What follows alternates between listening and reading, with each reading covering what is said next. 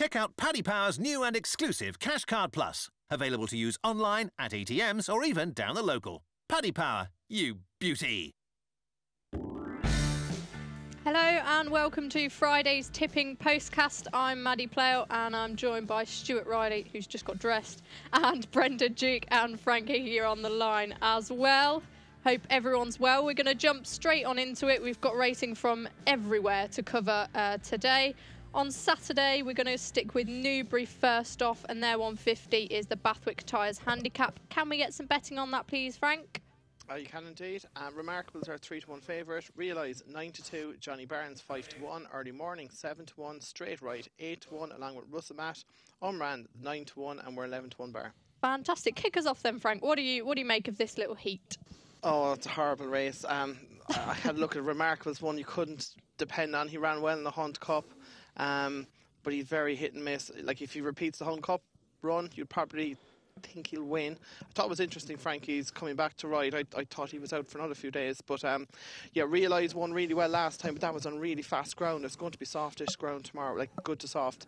I wouldn't be too gone on him. Johnny Barnes' form on soft ground, but there were two I kind of came up with this morning. Straight Right is having his first start for Andrew Balding, and they had a similar type run up in York last week. Night of Glory, similar types, and cost a lot coming to these owners, and it was backed off the boards. Night of Glory in York. Now, it did disappoint it a bit, but this thing ran okay, 7th in the Commonwealth Cup. Handles cut on the ground, a mark of 106. It's hard to know whether that's fair or not, but I wouldn't be surprised if that supported. But I'm going to take a punt on the outside of the field. Majest each way here. He's won over course and distance. I know Richard Hannon thought a bit of him last year. He ran the Champagne Stakes to finish 4th. Now, that was a decent enough renewal. Rivet won, Thundersnow was 2nd, Dubai was 3rd, and then Great Britain and Tommy Taylor were behind. Now, they're all, and Great Britain's rated 99, but the rest are all 100 plus horses now. And Majest has been gelded since disappointing last time out at Chester. He's dropped to marker 97. If the gelding operations worked, he'd have a shot here because there's holes and everything. I'll take a punt on him. He's about 12-1. But I think this is a minimum confidence race. Okay, like you say, I know they did think a lot of Majest last year, and Straight Right, I think he's owned by the people Leicester City, the owners of Leicester City. Local knowledge for you there. Hello, Brendan, how are you, and what do you make of this Bathwick Tyres Handicap?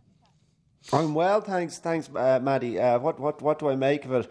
As Frank said, well, I think you could say about the whole day tomorrow, just a bomb side of a day. There's a chance that for the first time since I was in the womb, I won't be having a bet on a Saturday because I can't find anything. So the listeners instilling us with plenty of confidence early on. Well, the listeners should bear in mind that if someone's not willing to part with their own money, perhaps their tips have a hollow ring to them. But anyway, remarkable, I thought. I know the drop and trip isn't obvious. He was running on in the Hunt Cup, but the easy ground will help with that.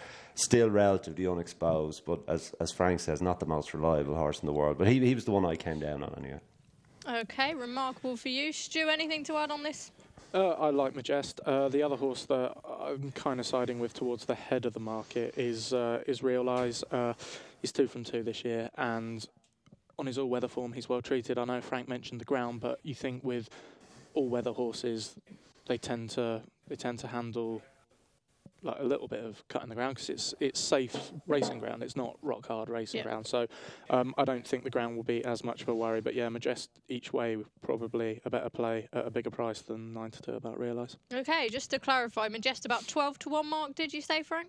Yeah, Majest 12-1 with us. Fantastic. Okay, we're going to move onto the Bet365 Stakes, the listed race now. Can we have some betting on that as well, Frank? And any thoughts you have? Yeah, Sparplugs 3-1, Best of Days 130, Thickriyat 4-1, Mount Logan 5-1, Arthena's 8-1 along with Restorer. What About Carlo is 10-1 and Toulson is 50-1. Again, this is a tricky race. I actually priced it up on Monday, Antipost, and Sparplug giving away the penalty. I know Ryan Moore stays up. I just thought giving £3 away to everything might prove tough. I had a bet at the start of the week, and I don't want to be after time, but I thought Best of Dave's was potentially well treated on these terms. Like his form as a 2-year-old was quite good. He won his debut at Sandown by 6 lengths. He was beaten in York in the Ocombe Stakes ahead, and then beat the Anvil at Newmarket in the Royal Lodge. The Royal Lodge. Was, yeah. Now, he came out at Ascot, and look, he was a bit disappointing in the King Edward VII, but he was only beaten 9 lengths, and he went okay for a while, and it was his first run of the year. Now, the small question mark tomorrow is, will the ground be okay? He's only running good to firm, but if he handles the ground, he's rated 110. He's getting £9 off the whole field, bar Sparkplug, who actually has to give him £12. So if he can run to his mark of 110, I can't see how he'll be beaten. But then again, the ground might beat him. So Hugo Palmer was in a bit of a dodgy place as well, wasn't he? And I know he had some trouble getting his horse back. Yeah. So maybe now's the best time. They're in form as well. Like, yeah, they're really running into form. Recently, when they struggled at the start of the year, so that's another positive for his chance. Like, yeah, as I said, if I saw a quote this evening saying the ground was no issue, I'd nearly go in again. Okay, fantastic. Brendan, we'll move along to you. Do you like Best of Days as well, or anything else take your eye? Again, I thought it was a very tough race. No, there's not many of them are regular winners. I couldn't see a lot of pace in the race either, so I ended up with What About Carlo, who's a fairly reliable horse. He seems to have a particular graw for Newbury. He goes very well there, and he can be handy in his races. So perhaps if the jockeys showed some initiative on him, he could get a bit of a solo up front. So he was the one I came down on. Okay, simple. What about you, Stu? I quite like Mount Logan. You've not lost the faith in him then? Well, no, I think he's you know, I mean, this is a field full of horses that are hard to win with, and there's promise there. He's been solid this year without being spectacular. You think Roger might be bringing him along. If he does come on again, then that's encouraging. The other thing that I liked about his single best piece of form is on good to soft ground. As Frank mentioned, there's question marks about the ground with some. He's going to love it, and you know, at 5-1 with Paddy Power, I think that's a fair price. He'll be there or thereabouts. He's probably an each way bet rather than a win play, but I think you could say that about everything in this field. Yeah, I think he's probably the reliable one. As you say, his form's very solid. We'll move on to the Group 3 Hackwood Stakes now, which sees a little bit of a superstar coming back in Magical Memory. We've also got the Chip Chase winner, Coropic, the 3-year-old, and Intisab, who ran in the July Cup last time out. Kick us off with the prices, Frank. Magical Memory is 3-1, Coropic 6-1, Gift of Master 15-2, Intisab and Tupi are 8-1, Raucous and Ektiran 10-1, and we're 12-1 bar. Okay, I'd be interested, Frank, to get your thoughts on Intisab and this July Cup form, because a lot of people said that, you know, it was the wrong result and that wasn't his true running, and it was all very messy. Do you think you can take that on face value with him, or would you be more interested in something else? I know he's only been beaten 4 lengths. Now, I didn't study the sections properly, but I know it was quite a slowly run race compared to other years and even other races on the card. But for me, I'm a massive fan of Harry Angel, and I'd be pretty confident that he will turn out to be the best of that bunch, and he possibly already is. But yeah, Intisab only beaten 4 lengths. I wouldn't take it on face value. I'd be looking against him, to be honest. Magical Memory is the solid one. He handles a bit of cut. He's run well in the Duke of York earlier in the year, disappointed in the Diamond Jubilee before winning a conditions kind of race in Haydock. But there's one in here I thought was a fair price, and that's Tupi of Richard Hannon's. He ran well in Maidan before coming back to UK and winning in Doncaster, a listed race, the Cammage Trophy. He absolutely bolted up that day. Ryan Moore was up, and you kind of thought, geez, he could make his mark in Group Company this year. Now, he ran okay in the Duke of York. He was beaten 8 lengths in 6th, and again he was beaten 3.5 lengths in the Diamond Jubilee. But if you go back last year to Newmarket in the Abernant Stakes, I think he was only a neck behind Magical Memory that day on similar ground. Now Magical Memory is 3-1 and Tupi is around the 8 or 9-1 mark, and on that basis I'm going to be having an each way bet on Tupi. Okay, excellent. I like that. Brendan, do you agree with Frank? Yes. Again, I thought it was very hard. Very uncertain there. Well, yeah. The whole day is a mystery wrapped in a riddle. But I thought, obviously, starting off, I looked at the 3-year-olds, because the 3-year-olds have been having their way with the older sprinters this year. But I think nearly all the 3-year-olds in this race want better ground. So then I went to the older horses. That Raucous was well backed, very well backed in the Woking. He had a pretty rough trip that day. There's still some upside to him. The pieces are back on, and maybe you can justify the faith they had in him pre-Ascot. He was the one my pin came down on. Okay. I know Tom Siegel thinks that these 3-year-old sprinters have the upper hand over the old ones at the minute. I think almost in the races where they've taken on the older horse, I think most of them have won. Maybe that's true. It was just the ground. That's all. Were you just worried that Ryan Moore jumped off? Brian, no? Perhaps, yeah. Stu, what do you make of this? Anything to add? I mean, I'm a massive fan of Magical Memory, and I think he's got a huge class edge in this race, especially as he's not giving weight to the majority of them as you'd expect. So, I mean, I think Magical Memory is a sure thing. Yeah, pretty much. I think he's a very generous price at 3-1. But then that goes back to what Frank said about 2p and their form. That makes him an even better 8-1, 9-1. So I mean, I fancy Magical Memory, but if you fancy him, then you've got to like 2p as well, I suppose. Yeah, indeed. We'll move on to the Weatherby Super Sprint now, which is always just an absolute minefield for the 2-year-olds at this time of year in particular. Richard Hannon's obviously, his yards won this race on 8 occasions. They've got a fantastic record in it. And Richard Fahey as well, who saddles Maggie's Angel, who's likely to be favourite. Frank, can you confirm that for us or not and reel off the betting, please? She is our 4-1 favourite. Corinthian Knight is 7-1. Debutante Ball 8-1. Snazzy Jazzy 9-1. Time Trail 11-1. Falabelle 12-1 along with Mother of Dragons. Requinto Dawn, Bengali Boys 1 for June.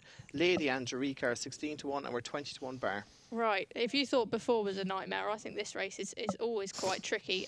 Frank, what do you make of it? Anything that you're, dead cert on? Dead cert that I will not have the winner of this. I narrowed it down to 2. Look, when I looked at the race, obviously a bit of soft ground. I thought that being drawn high might be advantageous here, so I narrowed it down to 2. I wasn't confident enough to just go at 1. Time Trail was interesting. She's 2 from 2. Possibly might even improve for a little bit of dig. She's drawn 23, which might be the place to be. I thought she could go well. I think we're 11-1. There's as big as 14s out there.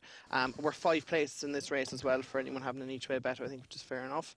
And the other one, right down the bottom, carrying 8 stone, one of Philomette Bride, 1 Foot in Paradise. It was only 2.5 lengths behind Roussel on debut at Leicester on good soft ground. Now that went on, finished second in the Windsor Castle, beaten ahead, and it's run second in the list of races Sandown after that. Went to Yarmouth, was behind 1 minute, and Mark Johnson Horsted was finished down the field in Norfolk. And then it went to Salisbury, where it again encountered ground with a bit of dig, and it actually travelled really well over 6 furlongs and just got out battled by a Mick Shannon debutant. As it dropped to 5, strong pace, drawn high. I thought this one was very overpriced at 33-1, and I'd definitely having a small few quid each way on that. Okay, see, that's what I was wanting. That's what I was digging for. Some confidence, What about you, Brendan? Did you manage to have a strong fancy in this? Not particularly. I did think that the favourite was a fair price, despite being favourite. I thought at 4-1, and I know it almost looked in Newmarket the last day that she wanted to go up a furlong, not back a furlong, but she showed plenty of pace in Beverley. And I thought it was a really good effort in Newmarket. I think the filly won that's pretty smart, and Maggie's missed the break, and then she hung away from the favourite Rail. I thought she had a bit of a class edge here, and I think 4-1's a fair price. I might actually have some money on her. And Richard Fahey, like I say, he's won 2 of the last 4 runnings, so you'd be interested in her. Stu, Super Sprint? Time Trail was the one my pin fell down on. I love a Michael Dodd sprinter. I was just speaking to David Baxter, who is the juvenile judge. Yes, he is, yeah. So what better person to speak to before talking about the Super Sprint? And one he liked at a price was 1 for June. So you're stealing his tips now. Well, no, I am passing on the expertise of someone who knows far more about juveniles than I do. So, yeah, 1 for June for David Baxter. Okay, excellent. Thanks. We're going to cover the jumping in a moment, and we'll be back then. Paddy Power are offering money back as a free bet if the horse you back finishes 2nd, 3rd or 4th to the SP favourite in 2 races today and every day this month. Max £25 per race. T&Cs apply. 18+. BeGambleAware.org. Okay, welcome back to Friday's Tipping Postcast. We've covered the action at Newbury, and now we're going to move on to the summer jumps at Market Raisin. Frank, are we a fan of the summer jumps? I love all jumps racing. Yeah. Good. I'm a fan of it. No, I'm saying that. I do find pricing Hexham in the summer quite tricky, but other than that, yeah. Yeah. What about you, Brendan? Are you, siding with the pessimists, or are you a good fan of the jumps in the summer months? No, I take a break from the jumps during the summer months. Oh, no, never can take a break from the jumps. They're the best. What about you, Stu? I'll bet on anything. Simple as, right. Very nondescript. We're going to kick off with the 210, which is the Betfred TV Summer Handicap Hurdle. It's a listed race. Can we have the betting, please, Frank? Yeah, Ebony Express are 7-2 favourite. John Constable and Mad Jack Mitten 11-2. Curious Carlos 6-1. Capstat 7-1. Last year's winner Red Tornadoes 8-1, and we're 11-1 bar. Interesting. Okay, interesting. You mentioned Capstat because obviously Ian Williams has been mixing a lot of his horses on the flat and on the jumps. Kick us off with your thoughts. Capstat's the one for me. He won a new market handicap off 89, 2 runs back on the flat. Ran well enough in the Old Newton Cup off 94. He was beaten under 5 lengths. He hasn't run over hurdles since the county hurdle, which he ran in off a mark of 135. He's been dropped to 132 here. Considering the improvement he showed on the flat, like we think 12 months ago he was rated 79 in the flat, and now he's rated 94. I think his mark of 132 is actually quite fair, and you only have to go back to December when he won at Cheltenham off 127. So, this looks very big to me. Okay. I would definitely be having a bet in this each way. And Ian Williams is one of my favourite trainers for landing a touch. I think he's magnificent. Really He does such a good brilliant job with his string. What do we make of John Constable? I looked at him because obviously he marmalised them in the Swinton Hurdle. He was absolutely imperious that day, and a few of them have come out and won on the flat since. Do you think this is within his grasp? I would say the handicapper has marmalised him after Well, he's got up £16, and it's a summer jumpy, and you're probably not the same level as the hurdles races during the winter, but 150 for him to be winning that. Do you not think he can do it now? I think it's tough. I wouldn't be back. I would be backing him off that mark. No. Okay, Brendan, anything to add? I would just add, I find it nearly impossible to resist a horse who's £10 clear at the top. Obviously, John Constable has a big class edge here. I know he got £16 the last day, but he's only 6. The Swinton was a lot better race looks like was going to be a lot better race than the race tomorrow. I thought just because of the flaw in the handicap system, it's not really £16. He's got a decent class edge here. He was the one I liked.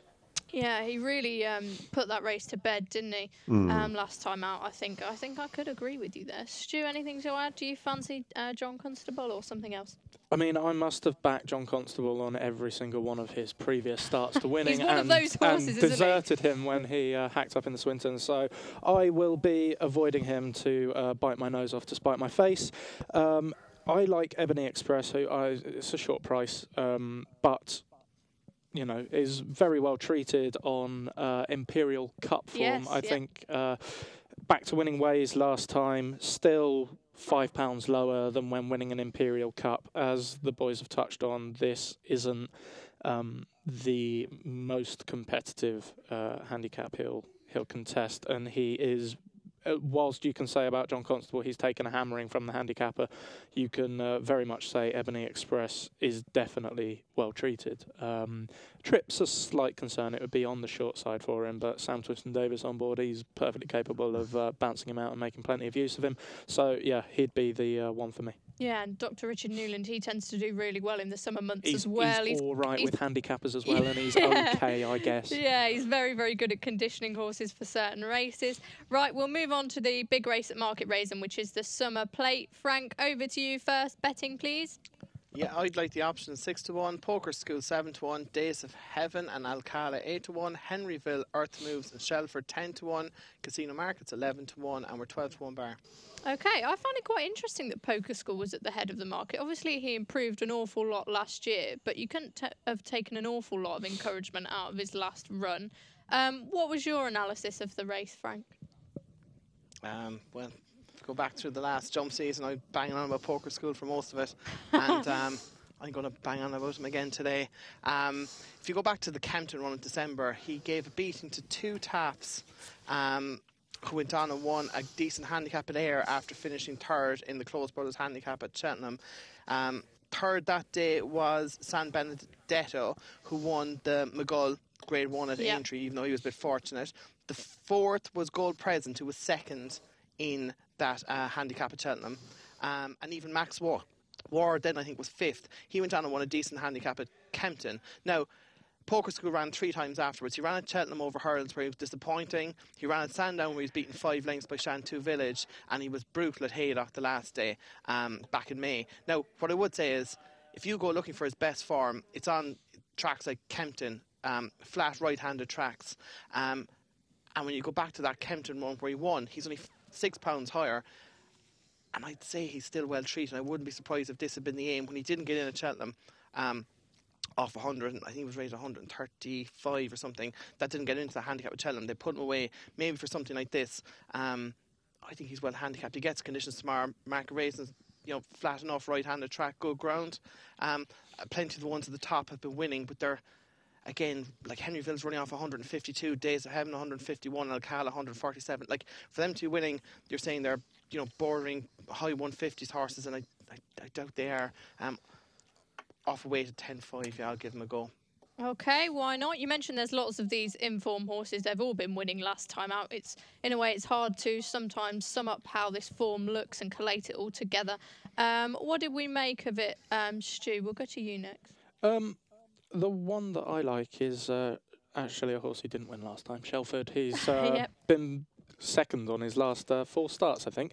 The reason I like him is he's gone chasing, and he is incredibly well handicapped on the best of his hurdle form. He was rated 140 over hurdles. He's rated 129 here over fences. There's nothing to suggest he's any worse a jumper over a fence than a hurdle. He's came out, he won his first chase start, impressive. He was odds on that day, and then he's sort of been second in a good few races, running well, and sort of, I would argue, learning his trade for a race like this. And off a mark of 129, I think he jumped out at me, and a double figure price. He's one I'll be backing. Yeah, he's been running in France a fair bit. I think they've campaigned him very cleverly, and obviously with the Skeltons, he'll be one to keep an eye on. Brendan, over to you next. Excuse me. I had to go and look at some videos because I hadn't seen a lot of these horses running. Obviously, the Days of Heaven was the one I was very taken with. He's a particularly good jumper, and I get the sense he's keeping a little bit to himself. He's always been a quirky old sod, hasn't he? That horse. Oh, has he? I get. Oh, right. He's turned a corner now, though. It seems he's strung a load of wins together, and he's got his act together. Well, yes, Maddie, but now the fact that I've missed 3 weddings, and do I want to go to the funeral with you telling me he's a quirky so-and-so? I think I'll probably pass on this race. There's another one I can pass on, but he would be the one if you forced me to have a bet. No, I think, like I say, he's turned a corner, and he's obviously had some sort of attitude adjustment. But anyway, if you're not too confident, then who could blame you? As I say, it's quite a competitive event, that. We're going to move on to Newmarket now and the listed Aphrodite Stakes. Frank, betting, please.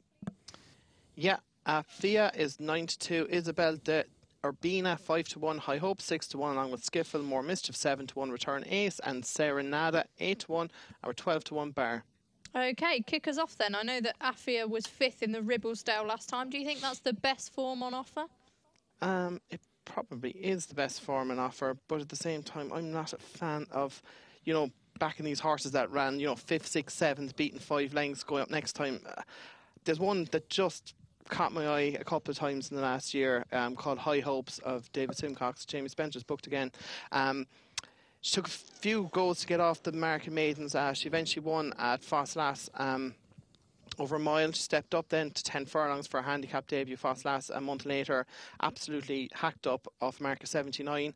Was beaten by a horse of James Fanch called Indulged at Donny on heavy ground on her season reappearance, but went to Beverley then of £3 higher, and again won very, very easily. She's up to 94, but I reckon she can rate a fair bit higher. I'd say she's a 100 horse at least in the making, and there wasn't too many here that I thought, will end up over 100. Obviously, Pia is rated 102 now. But she'll handle a bit of dig in the ground, and I could see her going well at an each way price. And for another reason I really like her, which is non-scientific, is I heard Codaline High Hopes twice in the car on the way in this morning. There must be a sign. Right, cracking. That's tipping from the highest draw from you there, Frank. You mentioned you don't like horses who finish down the field in these races. We have Isabel Bina, who finished 6th in that Oaks. Obviously, Enable's gone on to do extraordinary things since she could potentially be the best 3-year-old in Europe right now. Do you just think that's a case of, well, something's got to finish 6th, or do you give her a squeak? It's like, if it's the case that, they get hampered in the run or there's some excuse, then yeah, I can overlook that. But sometimes when they finish, like, she's 6th beating 18.5 lengths, like, that's it's too far. If she was 6th beating 4 lengths. I mean, she was only 3 lengths behind Coronet, who's gone on to. There we are, yeah. Yeah. I know Coronet has franked it in a way. It's just I was looking for one on the up, and for me, High Hopes is the one on the up, and she handles the cut as well, which is important. Okay. But, yeah, it's not a race again I have great confidence in. Come on, we want some confidence. Brendan, have you got anything that really takes your eye here? No. Come on, you've got to give me something. At least just pretend. I have something. In an ordinary race, I think that if the skiffle that won in Goodwood, when she looked such an exciting filly, turns up, I think she's the best filly in the race. And I'd never have any problem backing an Appleby horse off a break. Some of them seem to be at their very best off a break. But things have gone seriously awry since Goodwood. But if they've somehow managed to get her back, Skiffle will be the one for me. Well, if you look how Wahida ran the other day, you'd have to have some confidence in her coming back. I mean, when she won that race at Goodwood, I think she beat the Black Princess, who obviously has gone on to win group races since and has proved herself very capable. Stu, what do you make of it? Any agreements with the other panellists? I like going after these two boys because High Hopes was the horse that I fancy. So I'll just say, I think you're just nicking theirs. Everything that Frank said. Go back and listen to that. I don't need to repeat it. And Skiffle was the one who I looked at and thought, there is the potential there for. I wouldn't be touching her because I do not like the way she's behaved since Goodwood. I think she's gone, but there is the possibility there. But yeah, High Hopes was the horse I came down on the side of. I like the Spencer Simcock hookup. It's always a good sign. Okay, so we're going towards the more progressive with High Hopes there than the proven ability. Okay, without giving away our naps, is there anything else on Saturday that we want to mention or we're looking forward to? Obviously, we have Arrogate returning in the San Diego Handicap for those who are internationally interested. He will be about 1 to 12 on or something like that, so perhaps not one to be loading in at. Frank, we'll go to you first. Anything caught your eye on the Saturday? Yeah, I have a few interesting ones. Mark Raisin at 355, horse of Richard Spencer, excellent result, makes his handicap debut over hurdles off a mark of 129. He's rated 89 on the flat, and he ran okay the last time at Huntington over hurdles behind a horse Don Canlon's called Hollywood Road. I think in time that improved. Trying to give £11 to that day was probably a tough task. And just comparing his flat mark to hurdles mark, and he's been good over hurdles so far, he might be well treated. Then to Limerick, there's a few I like here. The Birdie Crow runs in a 2:35. She's a bumper winner at Galway last year. She was second in her hurdles debut behind Law Girl of Willie Mullins and Rich Ritchie, Ruby Road that day. That horse is probably half decent. Jumped a bit better than it did on debut. I think she can go one better and uphold the form from Roscommon with High School Days. The 3:45, this is a bit of a punt, but Salsa Sensation was running on at the one pace the last day over 2 miles 5. Ruby stays up for his dad Ted. It's been dropped to under £4. I think it's well handicapped. The step up to 3 miles might be the key. It could be a decent enough price tomorrow. And the 4:20 Ballyosheen makes a quick reappearance after winning well in his handicap debut at Killarney during the week. He looks difficult to oppose against Attribution and Shadowcatcher. I'd be imagining he should win again. Yeah, Ballyosheen, he's been one of those horses that's been a bit tricky, but I think he's very, very talented, isn't he? And he should just be too good for that lot, do you reckon? I think so, yeah. I think he should win. Okay, Frank, anything for you? Well, that was me. No, sorry. I'm getting you all mixed up now. Brendan. No, you Irish all sound alike. They do, don't they? Brendan's far more well-spoken than me now, so... It's all your own fault. A massive insult for Brendan. Brendan, go for it. Such a big build-up. No, I've nothing else. I did manage to dig out a nap, though. So I'll keep that up my sleeve. Okay, go for it. Fantastic. Stu, anything for you? No, you've put enough races on this list for me to look at without me going looking for other ones. Okay.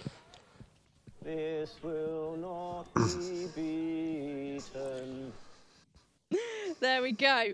We'll have your naps now then, please. Frank, kick us off. 320, the summer plate in Mark Raisin, my old pal, Poker School. Okay, cracking. Brendan, I've got your name right this time. Over to you. Over to me, 405 in Ripon Jamay, a horse of Mark Johnson's. He was disappointing in the Northumberland Plate, but back in much calmer waters here. Eight pounds clear at the top of the weight, so I like that. He's got the class edge. He was on a roll previously. Forgive him, Newcastle, and he should be winning tomorrow.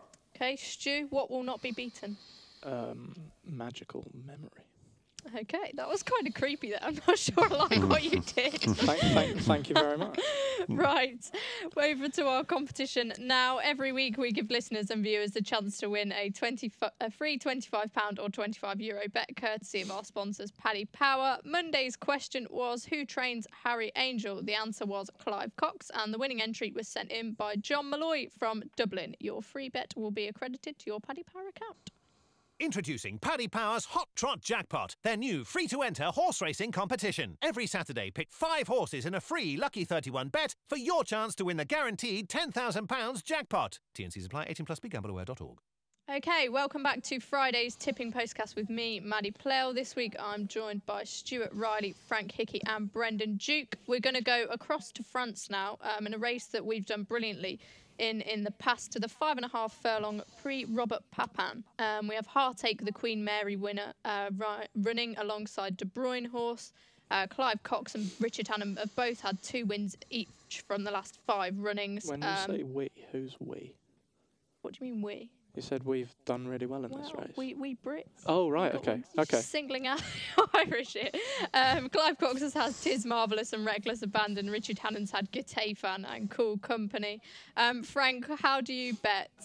Heartache is our 8-15 favourite. De Bruyne horse 13-2.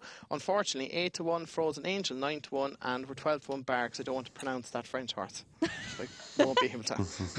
I think we That's should one make for Brendan. I think we should I make you think give it a Brendan's go. the one. He's the French expert. Okay, then, Brendan, we'll we'll go to you first. Oh, for the pronunciation, I haven't got the card in front of me. How do you spell this thing? We'll be here all day if we spell it out. Oh my goodness. Let's move on. Yes.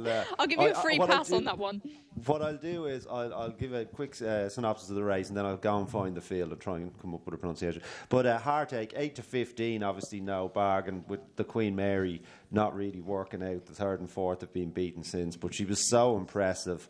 And then you think she's only run on quick ground, but she's by Kailaki, so you could generally with a Kailaki you'd say they want cutting the ground, so she could easily improve for the easier ground as well.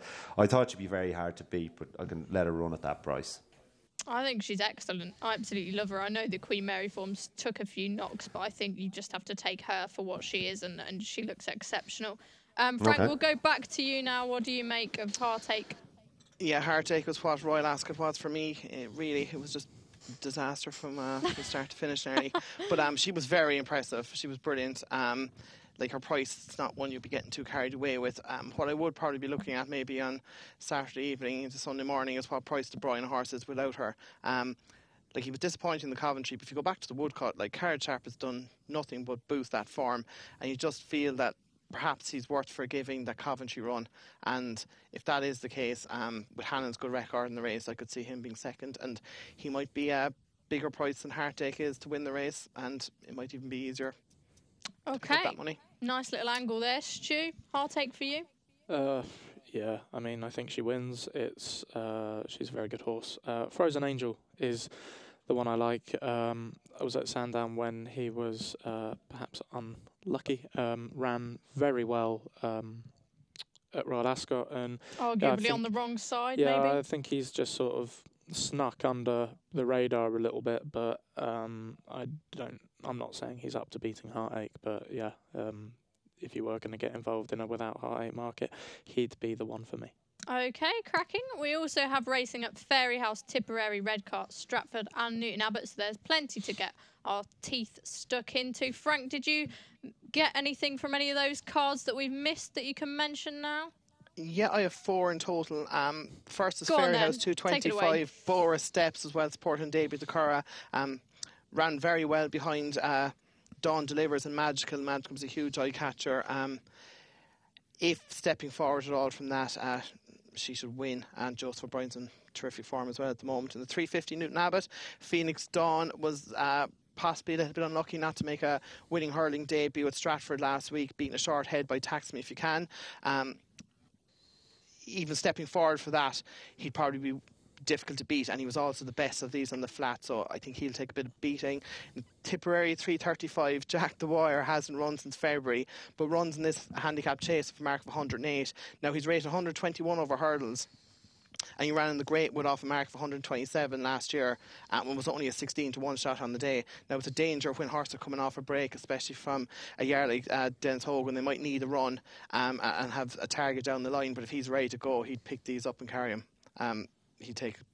He would win. Now it's one where you'd have to sit and wait and see if there's a little bit of money for him. And then red card 2 o'clock, Arbalete bumped into one, a decent one called Hey Gammon last time out at Yarmouth. It looks a match between him and the Mark Johnson horse, Falmouth Light, but he's getting £7 off that, and that should be enough to swing it in his favour, and he should be tough to beat. Okay, excellent. I love this. You've just got tips all over the place. Brendan, anything else for you from any of those meetings? There was one I was half interested in, Fairyhouse, the 425 political policy. Spoil us with that info then. Half interested. Yeah. Well, I mean, in the land of the blind, the one-eyed man is king, Maddie. But this weekend, half interested is practically probably salivating. The way to be. Yeah, well, political policy anyway. I was in Navan when he won. He's a curious horse. He's rated £20 higher on the all-weather. But that was quite a decent race for the grade in Navan the last day. He was fairly impressive. He got £6. And it was his first run back off a break. I wouldn't be surprised if he comes on a little bit for the run. So he could go in again. But yeah. Okay, wonderful. Quickly, Stu, anything from you, or are you struggling to find anything? Yeah, no, there's one horse that caught my eye in the 320 Newton Abbot. Paul Nicholls has a very strong horse in there, course and distance winner, won its last 3 starts. But if you go down to the bottom of the weight, it's getting a ton of weight, is a horse of Colin Tizard's called Ivor's Queen, and Richard Johnson rides, which that just caught my eye.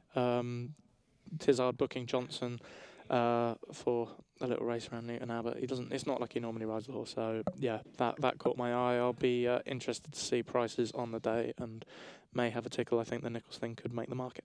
Very interesting. Okay, nice little angle there from Stu. Right, whether you enjoy these shows or not, please rate us, leave a review and subscribe on iTunes. I'd hope you like them. We do our best. Say you like them. Please do. So it's goodbye from me, Stu, Brendan and Frank. Thank you very much for joining us, and we'll see you soon. Check out Paddy Power's new and exclusive Cash Card Plus, available to use online, at ATMs or even down the local. Paddy Power, you beauty.